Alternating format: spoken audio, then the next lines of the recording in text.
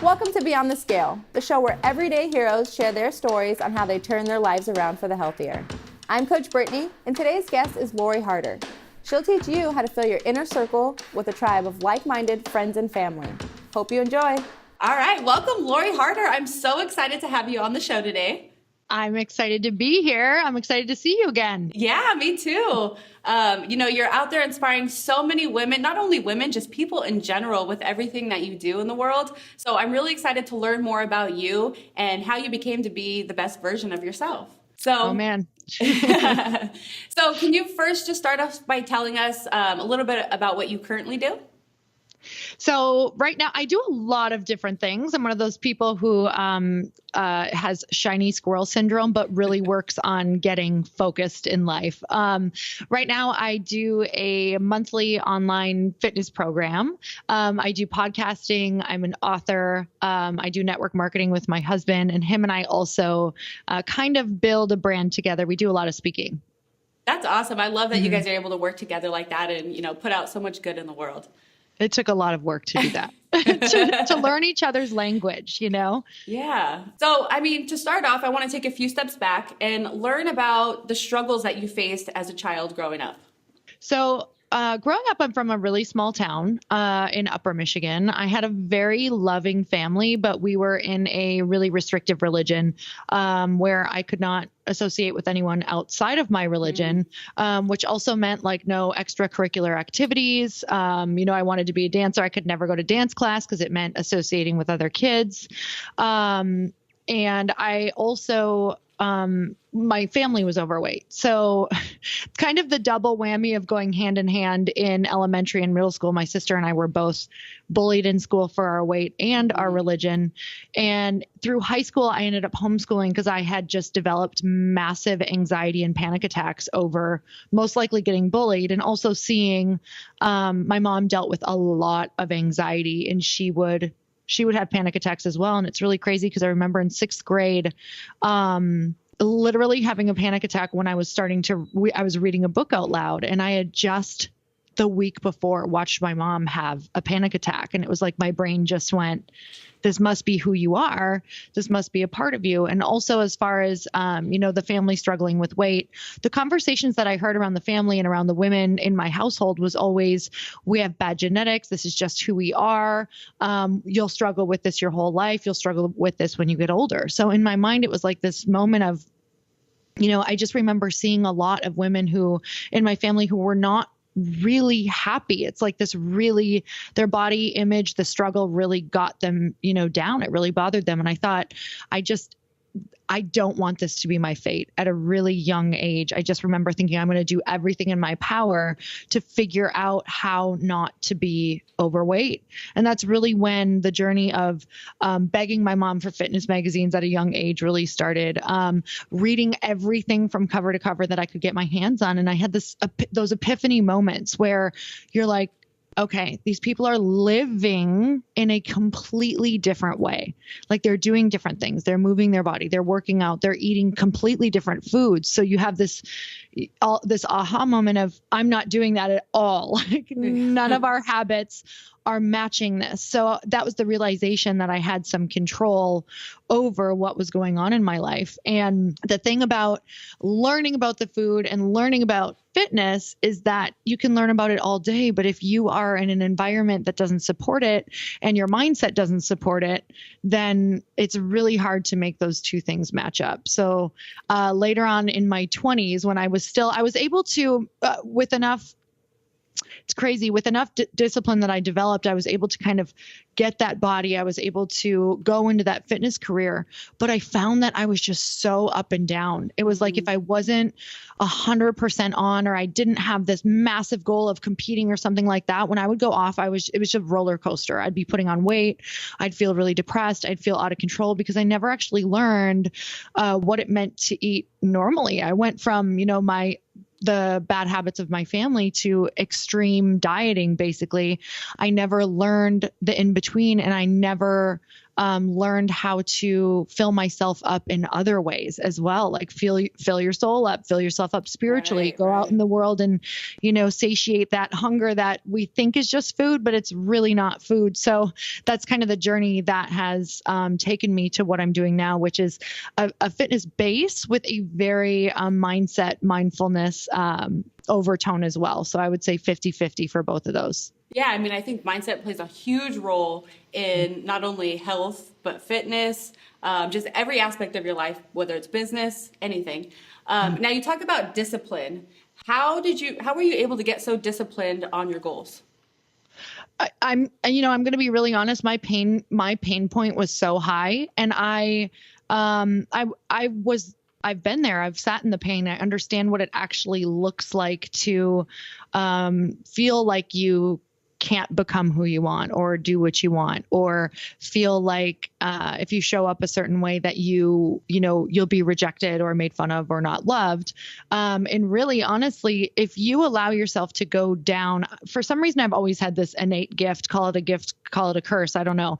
But to look in the future, like to look 5 years down the road, 10 years down the road, 20 years down the road and say, wow, if I don't change something, this literally only gets worse. And am I willing to continue to settle and then wake up one day in this life that's even worse than this? Like, I hardly feel like I have the motivation now.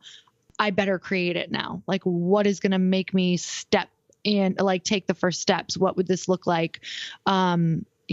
If I could just add one thing, that's really helped, is just like, instead of the all or nothing, which got me nowhere over and over and over, it's really looking at what is something I enjoy. What is one thing that I can change that would make myself feel better today? Because I really find if you feel better every day, you're going to put good days together. If you are neglecting yourself, if you're robbing yourself of food, of joy, of pleasure, of connecting with other people because of trying to get to a certain body, you're going to go to the extreme other end all over again. Now, how did you view yourself when you first started getting into fitness? How did you view yourself? Oh my gosh. Honestly, like it's crazy because I've done so much work around even matching my mindset to my the way that I physically look. Cause you can still, if you've battled with thinking that you look a certain way, especially if it was ingrained by somebody or a memory that was like really stung you, something around being, heavier or anything like that, that can actually stay with you long after you've changed the body. So when I first got into fitness, it was, I got into it because of my self-worth was so low and my body image was not good. So for me, fitness kind of became that thing that during the workouts, I would try to visualize how I wanted to feel, what I would look like, what I would feel like, how, like really trying to tap into that inner power, that inner confidence. So fitness became the foundation that really helped with that confidence, but it was not there before that. And now you talked about, when you started on fitness, you had an up and down roller coaster. How did you manage to get through the slumps and just keep pushing through to get to your goals? The slumps are so often, like, I just want everybody to know that it's so normal to constantly be feeling like you're starting over, to constantly be feeling like there's slumps. But, the most consistent person and the most accepting person is always going to come out on top. So I learned something pretty early on in my journey, thankfully, and that was just to continue to show up and kind of look back at what did not work and how long was I willing to put up with what was pulling me off track or what did not work. So honestly, really looking at what's causing those slumps. Like, why do you keep going back? And for me, it was like, you know what, my environment and the group of friends I'm hanging out with, it's going to be impossible if I continue to hang out with them because I'm going to get pulled back into Wednesday wine night and, Saturday when everybody gets drunk and stays out until 2 a.m. and then goes and gets Taco Bell. And like, you can't keep up with the environment that you're in.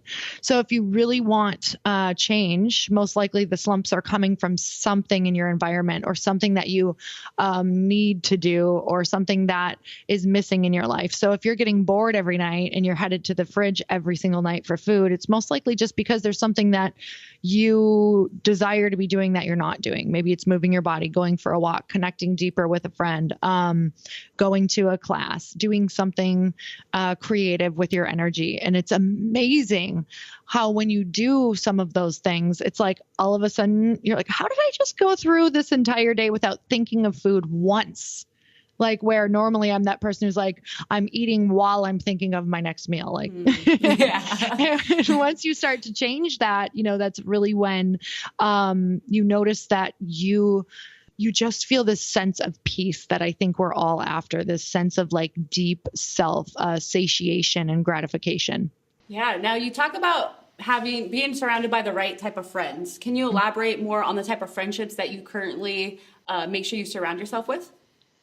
There's a big transition for so many people. And this is probably the biggest question that I get asked is, how do you do it? How do you sustain it? Where do you find these groups of people that honestly, I get a lot of people who think I'm just lucky that I just wound up with these friends. And I'm like, oh no, like this has taken so much work and so much effort. And the thing I want to say is that you have to have faith that if you put in the work, you will wake up one day and you will feel so overjoyed and abundantly blessed by the people who are around you. It will overwhelm you. And you'll realize that that is helping you support and elevate in every area of your life. But before that, it can feel slightly grim when you are doing the transition because they will try to pull you back. And that's normal. That is a normal human self-preservation tactic on their end when someone is leaving, or when someone is moving forward or creating something new. So I would always say look at the people who you look up to. Look at the people who are out in the world doing what you want to be doing. And not everyone's an awesome example. So look at the people who you think are really happy. That's important. How do you define success? Look at those people, not just if it looks pretty or they have a lot of money, because sometimes we can find out they're some of the loneliest people. And, it's crazy because I've been there where you've created these incredible goals, but you don't have that tribe that you want. So in order to do that, what you do is go look at the books they're reading, because I really believe that at first, or books they're reading, podcasts they're listening to, sometimes at first, your first tribe is your online tribe while you're bettering yourself, while you're growing into that person that could match the energy and the mindset of the people where you want to go. Because what can happen is, if I would have jumped into the tribe that I have now when I was still like, yeah, but I want to go party on the weekends. And why do you care? And stop going after your goals. What are you doing? Like, can't you just chill for a while? Like I had to grow myself in order to go to those levels that I wanted to go to. So sometimes your first tribe is your online tribe, which is your podcasts, your books, your mentors, join coaching, go to events. If you want like a room full of like-minded people, go to events and meet people. You can go to events. I've met so many women who go and they're like, I didn't really meet anyone. You have to go with the intention of making like 2 to 3 contacts, of actually committing yourself to show up, ask for phone numbers, ask how to connect. How can we keep this going afterward? Don't be crazy, but just see could we meet every 2 weeks for an hour via Skype and just check in with each other and really commit to each other's goals? That's a really beautiful way to form friendships. Yeah, I love that you mentioned that because I myself was looking for like-minded people because I feel like I'm going through a shift in my life right now. And, I was listening to your podcast, ended up going to the Bliss Project this year, which was amazing. And and I got to be surrounded, like you said, with so many supportive, like-minded women. And I made so many friendships there. None of them are really close to me, physically. But we stay connected on Instagram, and it just feels so good to be able to genuinely connect with people like that. So I love that. No, yeah. So definitely going to events, listening to podcasts. I'm living proof that it does help. That's awesome. I've heard you say that you had moments of knowing. Can you kind of explain what that is and what that means? So this is one of those things that if you're a human being, you have it. You have those feelings of knowing, but a lot of times what can happen is we cover them up or we ignore them, because I believe that knowing is coming from your soul, kind of your calling of why you're here on this planet. But what happens is when it hits, when that feeling of knowing hits, it's hot and it's fast, and your logical mind wants to come in immediately after and make you think that you don't know. So for me, I like to actually define what knowing means for me and for people. So if you're on here, you kind of have to look back to a time in your life when you had a gut feeling and you knew you shouldn't have done something. And after it happened, you were like, I knew it. Why did I do that when I knew it? So it's so funny because we always consult with it afterward. We're like, dang it. I actually knew that. I had that feeling. I knew I shouldn't have done that thing. I knew I shouldn't have married that person. I knew I should, like, we know. And a lot of times it's the question, what am I pretending not to know? And that can answer so much for us. Well, I'm pretending not to know that I'm actually supposed to write a book right now and I'm ignoring it. Or I'm pretending to know that this is a really negative relationship for me, and if I stay in it, I'll never reach my goals. Those are huge things that we deeply know we're not asking the right questions and we're ignoring it. So checking in with when you said that in your life that you knew it, but so why did you do it? Like, check in, where was that? Was it in your solar plexus? Was it in your chest? Was it in your heart? A lot of times it's in the physical body. We're getting, goosebumps. We're getting chills when something feels right, when something feels good, feels like when truth hits you. And the second that we go up to our mind, you feel it. When you're thinking and you're like, I shouldn't do that. You even look up, you're like, I shouldn't do that. In my head, nope. And you just ignore it. So there is a head and soul, like, different feeling. There's a physical body feeling, and then there's a head feeling that's like, nope, you're not doing that because you're scared, or you're not smart enough, or you're not good enough. So I think when we follow the knowings, we get a lot of answers in our lives. And I do believe that it's going to continue to try to tap at you and let you have you follow what it is, because I believe that we were all, put here on this planet, know our souls knowing who we are, and now we have to create the actual real life experiences in order to evolve into the person that we're meant to be. And if you don't answer the knowing, it's going to get louder. It's going to cause you more pain. It's going to wake you up at night. And no matter how much food you drink or how much booze you have or whatever you're doing to numb out, it's going to keep on tugging at you. Thank you for sharing that. Is there any really defining moments of knowing that have impacted your life? I mean, quite honestly, I've had some pretty intense ones. They've come in very intense moments for me without a lot of context. I will just tell you because they're long stories, but I had my first moment of knowing. I was 8 years old, and we were all, my sister and a bunch of friends and a babysitter. It was my mom's best friend at the time. We were all going swimming, and it was my parents' anniversary, so we were also getting babysat. So we were all going swimming. We always walked out to these rocks called pictured rocks up in Lake Superior, and we could always normally walk out to them every single year. Except what happened that year is the sand had shifted. So we walked out one way, and we were going to walk back a different way. But when we went to all walk back, all of a sudden we were swimming, and there was no sand underneath us. What happened is the sand shifted. So it was 30 feet deep where we were, and we had a long way to go. So all of a sudden, just panic struck all the kids. And I remember I couldn't swim very strong, and the babysitter had gotten taken down by another kid that was with us. And she actually ended up passing away and drowning. And I remember hearing screams in the water, and my sister went back in to try to save her. And then my sister went under. And there was this moment of, I had this voice say goodbye right now, because someone's not going to make it. And then I had another voice be like, you're totally fine. You're going to be okay. And a man who we still have no idea, ended up coming out and saving me and another kid, and then left.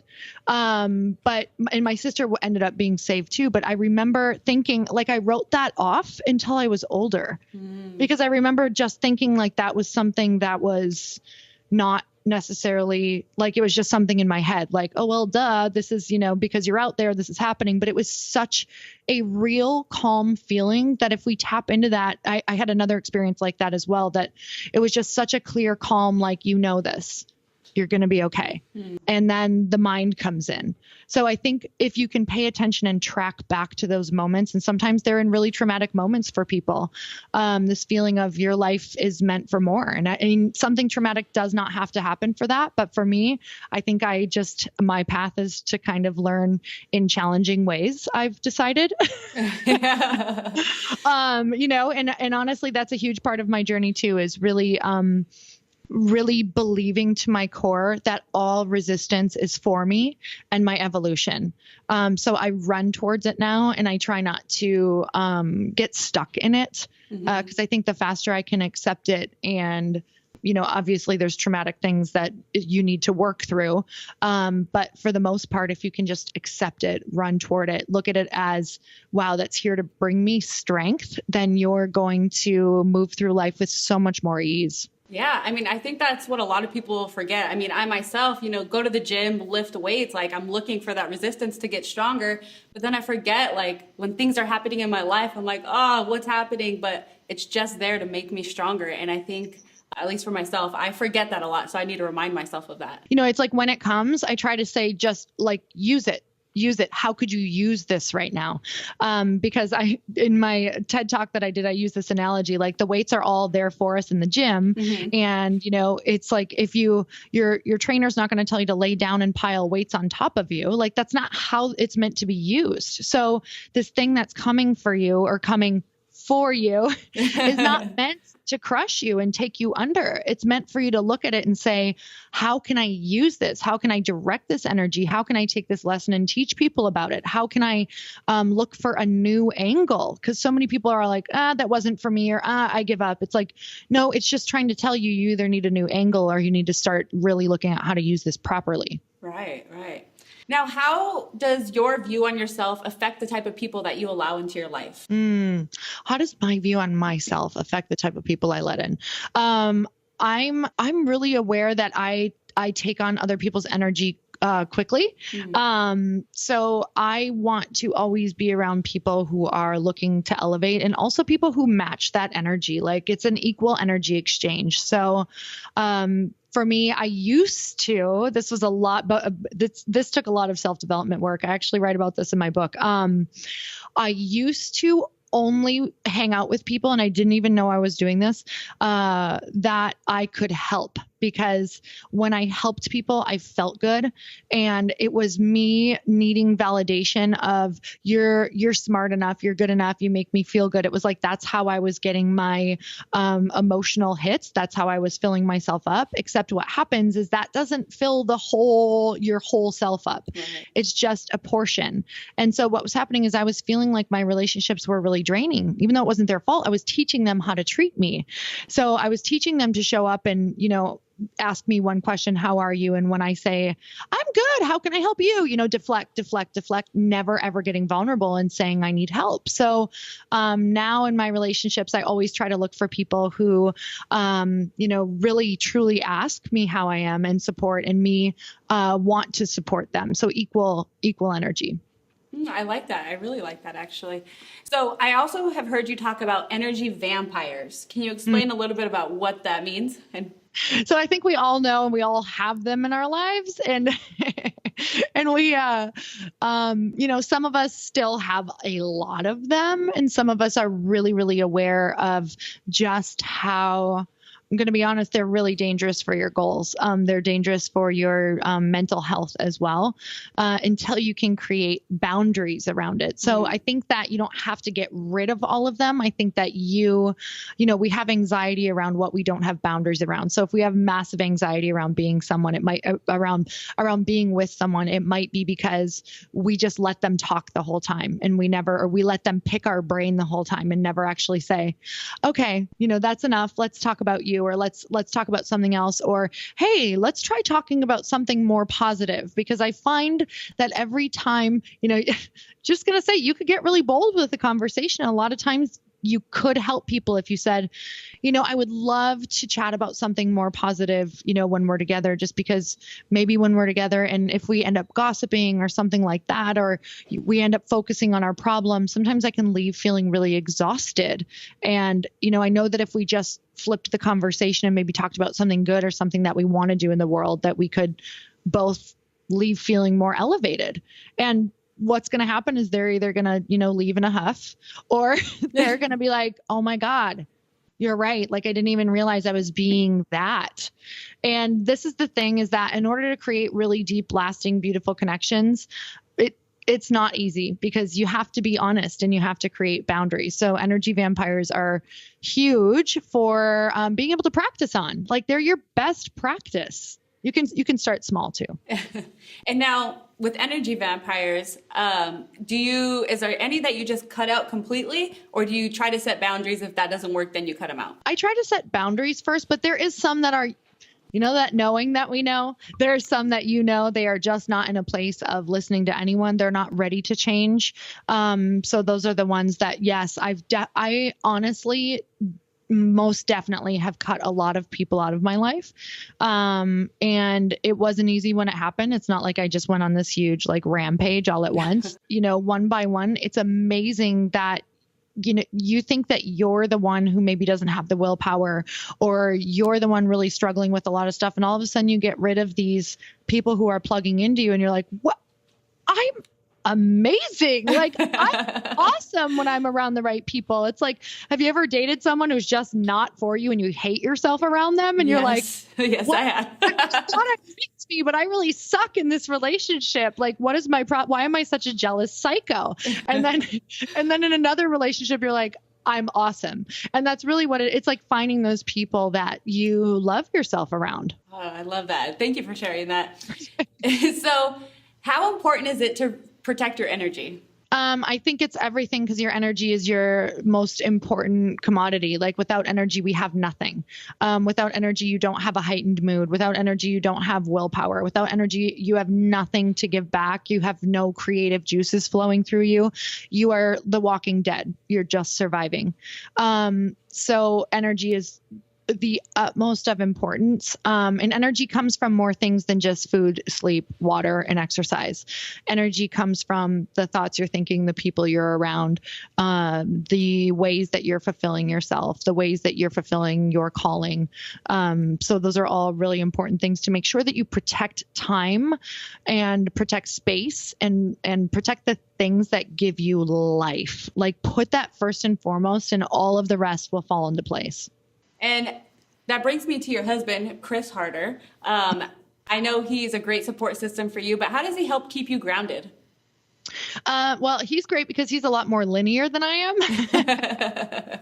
I'm very much like, oh my God, I'm way up here and I'm like kind of floating and thinking this is a great idea and creative energy and I want to do this now. And he's like, okay, more tactical, more like, but what is this going to look like? How are we going to implement? Let's be a little bit more focused. So it's super helpful, because otherwise I get really frustrated that none of my, you can be this big dreamer, but be extremely frustrated at the exact same time if you don't stop and really have somebody who keeps you more grounded, who really helps you implement things. And also just, honestly, when you are out there in the world and you're pursuing a business or a goal or fitness or body or whatever, it's very easy to get really wrapped up in your own world. And he really, between our walks and just having someone who thinks totally different than you, you gain a lot of perspective on your goal. You get outside of that bubble. You remember what the bigger picture is. You mentioned that, getting the different perspective. So that way it's not like you're always viewing it your own personal way, but you also get to see, different things that maybe you're not seeing. So that we kind of got to wrap it up now, but I want to know, what does living beyond the scale mean to you? I love that question. And, I think I've already answered it a few times. You've probably heard it come through. But living beyond the scale literally means to fill yourself up with things that actually make you full. And when I say full, I mean just like the fullest life that you have ever felt, that abundant, beautiful energy, those deep connections with people. I think when we pursue that, it's just everything else will fall into place. Yeah, I feel like doors open the more you do that. At least the more I've done it, doors open left and right for me. And I could not be more thankful, not only for everyone in my life that helps me, but also you, your event, which also your book. I'm really excited that's coming out soon, A Tribe Called Bliss. So excited. Yes.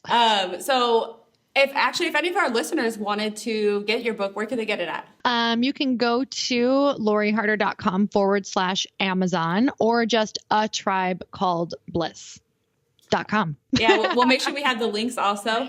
And for anyone that is looking to be around like-minded women, you definitely want to check out Lori's Bliss Project that she holds yearly. It is amazing. It is life-changing, and you do not want to miss out on that. Trust me. Thank you so much for having me on. This was amazing. No, yeah, I had a blast. I hope that we can have you on in the future because, there's a lot of different subjects that I want to talk to you about, tap into.